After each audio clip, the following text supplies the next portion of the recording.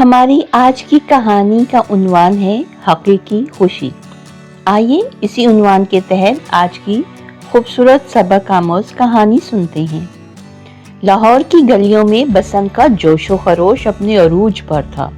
छतों पर रंग बिरंगी पतंगे आसमान की वसतों में झूल रही थीं, बोक काटा की सदाएं गूंज रही थीं और हर चेहरा खुशी से दमक रहा था।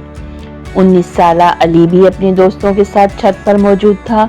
इसकी आंखों में एक अजीब सी चमक थी क्योंकि आज वो अपनी नई खास तौर पर तैयार करदा पतंग को फजा में बुलंद करने वाला था।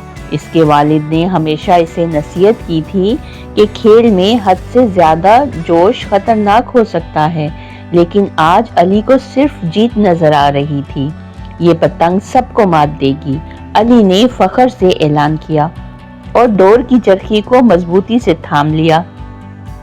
पतंग उड़ने लगी और अली ने होशियारी से इसे काबू में रखा। वो एक के बाद एक पतंग काटता गया, यहाँ तक कि पूरी गली में इसकी बहादुरी के चर्चे होने लगे।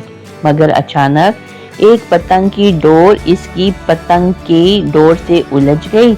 अली ने पूरी ताकत से खींचने की कोशिश की, लेकिन डोर कमजोर पड़ गई और इसकी पतंग नीचे गिर गई।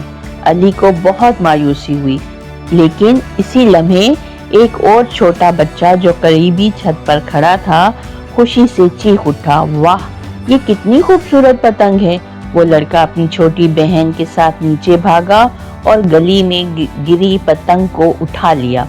इसकी आंखों में खुशी झलक रही थी, जैसे कोई अनमोल खजाना मिल गया हो।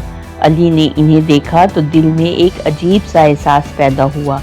वो सोचने लगा कि जिस पतंग को हार समझकर वो अफसोस कर रहा था, वो किसी और के लिए खुशी का बाइस बन चुकी थी।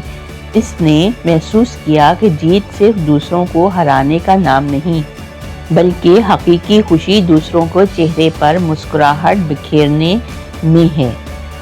इसी लम्हे अली ने फैसला किया कि अगली बसंत में वो ज्यादा पतंगे नहीं काटेगा, बल्कि छोटे बच्चों को तोहफे में देगा ताकि इनकी खुशियों में इजाफा हो सके। इस कहानी से हमें ये सबक मिलता है कि जिंदगी में सिर्फ ऊंची उड़ान और जीत ही कामयाबी नहीं होती, बल्कि खुशियां बांटना ही असल में हकीकी खुशी और जीत होती है।